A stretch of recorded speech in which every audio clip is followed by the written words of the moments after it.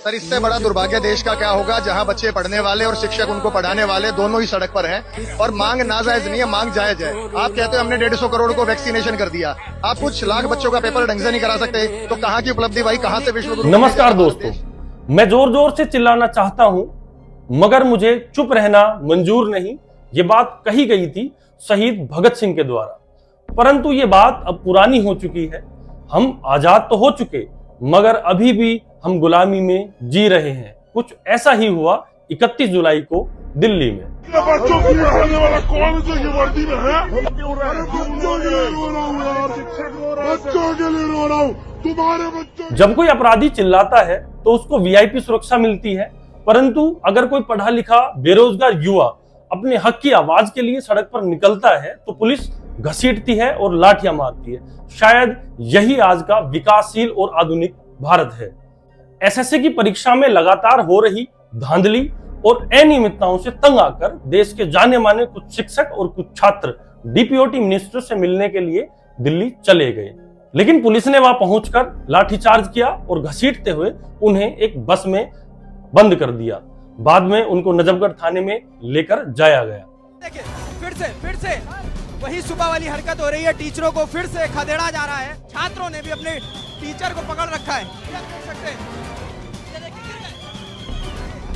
Police इन्हें खदेड़ते हुए ले जा रही है। पुलिस लगातार, जितना मारोगे, मेरी कोई गलती नहीं है, बच्चों की लड़ाई के लिए जान दे देंगे हम अपनी, बच्चों की लड़ाई। अब सवाल ये उठता है कि उनके साथ दंगाइयों जैसा सलूक क्यों किया गया। परीक्षाओं में हो रही धांधली तो सबके सामने है। या तो परीक्षाएं समय पर नहीं होती, और अगर परीक्षाएं होती भी हैं तो पेपर लीक हो जाते हैं। एग्जाम सेंटर्स पर या तो माउस काम नहीं करते या फिर अन्य उपकरण खराब पाए जाते हैं। हाल ही में एसएससी ने टीसीएस को हटाकर एक नई एजेंसी एडिक्विटी को परीक्षा करवाने का जिम्मा सौंपा।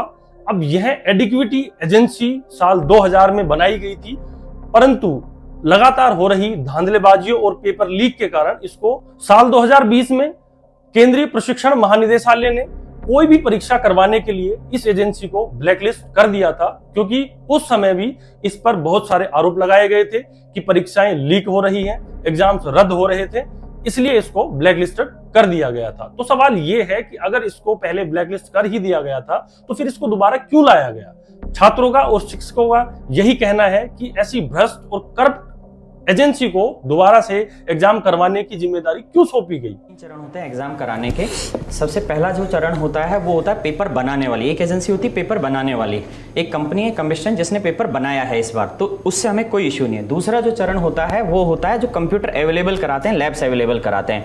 और जो तीसरा स्टेप होता है वो रहता है इन सारी चीज़ों को मैनेज करने का। तो जो आखिरी दो स्टेप है, कंप्यूटर प्रोवाइड कराना और जो सब सिस्टम को मैनेज करना, ये सारी चीज़ें प्रोवाइड की गई हैं एडिक्विटी के थ्रू। एडिक्विटी एक ऐसी कंपनी है जो 2000 में बनी थी सर, और 2020 तक ये बिल्कुल छोटे छोटे एग्जाम कराती थी। 2020 में इसने एक एग्जाम कंडक्ट कराया था जिसे हम बोल रहे हैं एमपी टेट। 2022 में एमपी टेट का एग्जाम कराया। 2022 में जिसने इतने जो एग्जाम कराए उनमें चीटिंग के आरोप लगे। और एक संस्था होती है जिसे हम बोलते हैं डीजीटी, जिसका मतलब होता है डायरेक्टरेट जनरल ऑफ ट्रेनिंग। इन्होंने इसके ऊपर आरोप लगाया कि ये गलत हो रहा है, तो इन्होंने इसको बैन किया और इसको लिस्ट आउट किया, ब्लैक लिस्ट किया इस कंपनी को। मार्च 2022 में फिर से इसने एमपी टेट का पेपर लीक कराया, मतलब इसने एग्जाम कराया, पेपर लीक हुआ, वायरल हुआ।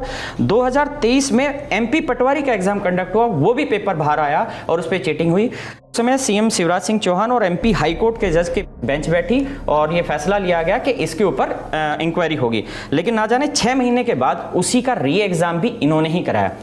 तो सारा खेल इस एडिक्विटी के आने से हुआ है बहुत ज्यादा। तो जब इन सब पर आवाज उठाई जाती है तो फिर पुलिस का और प्रशासन का और सिस्टम का डंडा छात्रों पर और शिक्षकों पर चलाया जाता है।